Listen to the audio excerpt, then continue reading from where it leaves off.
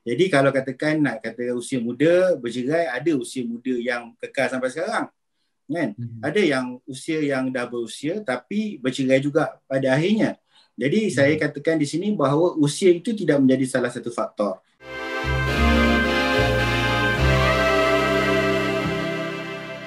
Okey, ini kita nak tanya jugalah sepanjang pengalaman Tuan selaku peguam syar'i yang handle bab kes cerai ni, mungkin Tuan boleh kongsikan sedikit lah kalau ada kes yang Tuan handle memang tak boleh nak lupa ataupun memang rumit sangat kes tu, mungkin Tuan ada satu nak kongsi.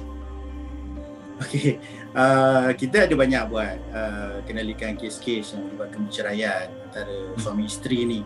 Jadi ada berbagai senario, ada berbagai latar belakang yang mana kita dah highlightkan benda atau perkara tersebut di dalam mahkamah. Dalam satu kes tu pasangan ni dah berkahwin sekitar 5-6 tahun, mempunyai 2 orang anak. Jadi masalah ataupun punca utama perceraian antara pihak-pihak ini adalah disebabkan suami tak bekerja, kerja on off, sekejap kerja lain, lompat-lompat kerja. Jadi bila perkara tersebut menyebabkan isteri ni terpaksa tanggung keperluan keluarga, keperluan anak-anak dan sebagainya. Jadi bila isu tersebut berlaku, jadi isteri ni buatlah aduan ataupun dia mengadu pada suami dia berkaitan dengan faktor pekerjaan tersebut. Jadi bila luahan tu dibuat, jadi suami tidak dapat terima, jadi berlakulah isu-isu ataupun tekanan mental yang diberikan oleh suami kepada isteri. Dan juga yang paling yang paling memburukkan lagi adalah apabila lelaki ni bertindak agresif ataupun bertindak kasar dengan melakukan kekerasan kepada pihak isteri yang menyebabkan dia sebagai seorang lelaki dia mengatakan bahawa itu tindakan yang wajar dibuat apabila isteri ni komplain. Itu istilah dia. Jadi bila perkara tersebut berlaku dalam tempoh prosiding pun kekerasan ataupun pukul, memukul, tumbuk, tindih, badan dan sebagainya itu still berlaku. Jadi sampai satu tahap di mana pihak suami ni manggil pula kawan-kawan dia untuk memegang isteri ni sebelum dipukul dan sebagainya.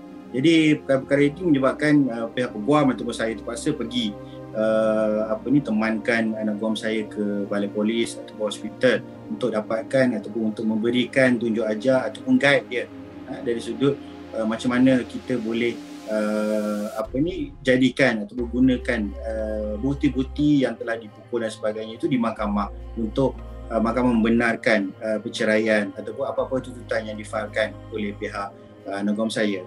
Dan itu cerita yang sebelum PKP lah. Yang semasa dalam tempoh PKP ni ada pasangan ni dia datang, dia mengadu mengatakan bahawa suami dia baru kahwin dalam tempoh seminggu 2 minggu macam tu baru kahwin. Dalam tempoh PKP ni kahwin, lepas dah pernikahan dan sebagainya mereka tinggal bersama. Jadi tinggal dalam satu rumah dan tiba-tiba perkenalan yang dia orang dah kenal 8 tahun sebelum ini, selepas berkahwin dalam tempoh 2 minggu tersebut, tiba-tiba suami ni macam bertukar karakter, bertukar menjadi seorang yang pemarah, yang tidak puas hati dengan semua benda. Saya nak confirmkan sedikit, dia dah kenal 8 tahun and baru kahwin 2 minggu macam tu. Dia kenal 8 tahun, lepas tu dalam masa 8 tahun tu mereka adalah berjumpa dan sebagainya tapi tak sekerap lah orang bercinta ni sekarang ni. Lepas tu bila dah berkahwin dalam masa 2 minggu tiba-tiba karakter suami tu berubah. Kita tak tahu apa sebab dia. Jadi bila karakter suami ni berubah, suami ni mula panas baran, boleh dikatakan sebagai panas baran. Jadi mereka pun dah tinggal berasingan bilik. Jadi semua isu ataupun apa yang dibuat oleh pihak isteri akan jadi isu ataupun akan jadi masalah kepada pihak suami. Suami akan marah isteri, suami akan menegur isteri dengan cara kasar dan yang paling tak boleh diterima akal bagi saya, cara masak pun menjadi isu di dalam pasangan ini. Jadi perkara-perkara ini yang menyebabkan perceraian tersebut boleh timbul ataupun perceraian tersebut boleh berlaku disebabkan tidak ada tolak ansur ataupun kerjasama antara satu sama lain. 8 tahun mungkin kita tidak tinggal bersama, tapi bila tinggal bersama macam-macam yang keluar. Macam-macam ataupun orang kata apa, perangai sebenar akan keluar dalam tempoh perkahwinan tersebut, dalam tempoh hidup bersama sebagai suami isteri. Betul. Dulu ada orang pesan kat saya, orang cakap bila kita dah kahwin dengan seseorang tu, dengan pasangan kita, barulah kita akan kenal 1001 lagi macam perangai dia sebenarnya, sama ada baik ataupun buruk lepas kahwin sebenarnya kan, sama ada kita boleh terima atau tak lah sebenarnya. Okay? Betul. Setuju. Alright Tuan. Kita nak tahu juga Tuan, berkenaan dengan kebiasaannya, macam mana sesuatu kes penceraian tu diakhiri Tuan. Mungkin adakah bila dah habis dekat mahkamah, dia dah lafaz cerai, dah habis, ataupun selepas tu dia ada kena bayar denda ke, ataupun macam mana? Mungkin Tuan boleh ceritakan sikit. Okey, dalam isu tersebut ada dua keadaan. Okey, yang keadaan pertama berkaitan dengan perceraian yang difailkan secara permohonan cerai. Jadi bila permohonan secara rasmi dibuat di mahkamah, jadi pihak-pihak akan diadili, maksudnya mahkamah akan melihat kepada apa isu ataupun apa alasan perceraian yang ingin dipohon oleh pihak isteri ataupun pihak suami. Jadi bila katakan perkara tersebut berlaku, jadi seandainya mahkamah berpendapat ataupun mahkamah menilai bahawa perceraian wajar berlaku, jadi mahkamah akan meluluskan perceraian tersebut.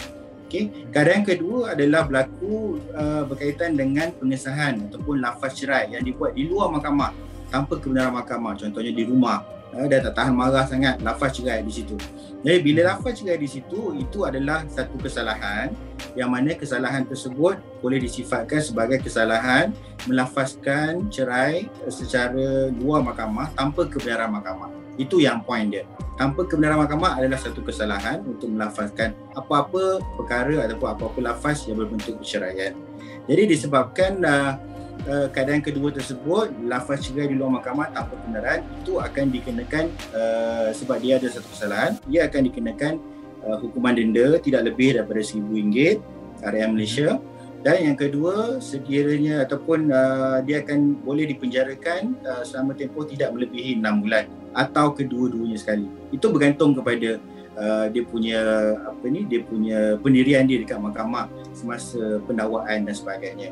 Jadi kesalahan ataupun kategori pertama, permohonan perceraian, itu tidak ada apa-apa kesalahan, itu memang itu perkara yang biasa, itu prosedur yang biasa.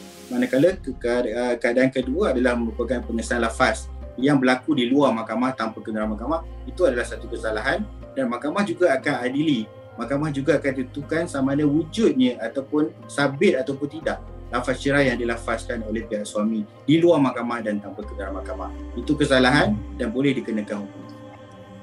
Saya rasa yang tu ramai orang tak tahu Tuan. Yang sebenarnya bila kita lafaz cerai di luar mahkamah tanpa kebenaran mahkamah, orang tak tahu benda tu salah sebenarnya dari sisi undang-undang. Saya rasa kita nak minta juga Tuan yang mungkin dah lama dalam handle kes-kes penceraian ni, mungkin Tuan boleh bagi satu nasihat ataupun tips ataupun apa-apa sahajalah yang mungkin boleh selamatkan untuk mereka yang sekarang ni mungkin ada dalam keadaan yang rumah tangga tak berapa okey sekarang ni. Macam mana Tuan? Okey, bila kita bincang perkara ini terutamanya dalam konteks PKP, kita memang berdua ataupun kita memang dalam rumah je, nak keluar pun susah, tak pun dibenarkan dan sebagainya. Jadi perkara pertama yang perlu kita utamakan adalah sabar. Mana-mana perkara bila kita sabar, kita akan rasional. Jadi bila jangan bertindak melulu, bersabar, kita kena berbincang. Apa benda yang masalah yang kita tak puas hati, kita ceritakan. Apa benda yang kita nak betulkan, kita kena maklumkan. Kita jangan pendamkan dalam hati, lepas tu bila dah jadi isu, baru kita akan keluar semua berkaitan dengan isu-isu ataupun apa yang kita tak puas dengan pasangan. Tidak, itu masalah dia. Jadi kalau katakan berlaku isu-isu macam tu, kita kena sabar, kita kena bincang, kita kena duduk berbincang, cuba cari masa yang sesuai. Jangan tengah-tengah marah nak bincang, memang tak jadi. Jadi maksudnya bila kita dah tengah marah, kita tenangkan fikiran dulu, kita solat dulu, lepas tu baru kita boleh berbincang, cuba cari jalan penyelesaian dan tegur mana yang baik dan mana yang buruk. Jadi mana yang kita nak, kita minta pasangan kita buat. Mana yang kita tak nak, kita minta pasangan kita jangan ataupun elakkan daripada buat perkara tersebut. So terima kasih kita ucapkan kepada Tuan kerana sudi bersama dengan kita untuk hari ini. Semoga perkongsian kita hari ini bermanfaat. Dan mungkin Tuan juga kalau ada lah kita punya penonton-penonton kita sekarang ni ada apa-apa soalan yang nak diajukan ataupun ada nak berinteraksi dengan Tuan juga, mungkin Tuan ada Facebook ke Instagram yang Tuan boleh kongsikan? Okey, kita ada boleh layari kita punya website yang kita boleh tanya soalan di situ, kita akan respon insyaAllah. Dan di situ pun ada kita punya link Instagram kalau nak tanya ataupun nak personal DM dan sebagainya. So kita akan usaha sebaik mungkin untuk kita menjawab segala persoalan yang ada. Dan tugas saya juga selain daripada sebagai seorang pensyar'i, kita juga nak bantu pasangan-pasangan ini. Bukan bantu untuk bercerai saja. Jadi kita bantu untuk nak menyelesaikan ataupun merungkai apa masalah yang wujud dalam dalam pasangan ini, dan kita juga akan jadi sebagai pihak tengah ataupun orang tengah untuk mendamaikan sekiranya ada, dan sekiranya tidak boleh juga, jadi tak ada cara lain ataupun tak ada pilihan lain untuk kita ke mahkamah untuk mendapatkan keadilan yang sewajar. Alright, so insyaAllah terima kasih Tuan Yusfa kerana bersama dengan kita untuk hari ini. InsyaAllah segala perkongsian yang dikongsikan untuk topik kita hari ini bermanfaat untuk anda semua, dan insyaAllah menjadi pengajaran juga kepada kita. Alright, so terima kasih sekali lagi Tuan Yusfa kerana sudi bersama dengan Cool FM Thursday Show. InsyaAllah nanti kita akan panggil lagi. Boleh Tuan? InsyaAllah. Terima kasih banyak semua. Alright, jadi untuk anda semua boleh terus komen dekat bawah kalau ada apa-apa pendapat ataupun pandangan yang nak disampaikan kepada kami ataupun topik yang anda nak suggest kepada Thursday Show. InsyaAllah kita akan ketengahkan. Jadi insyaAllah kita jumpa lagi next Thursday Show bersama dengan saya Syah Sulaiman. Ciao guys, Assalamualaikum. Bye-bye.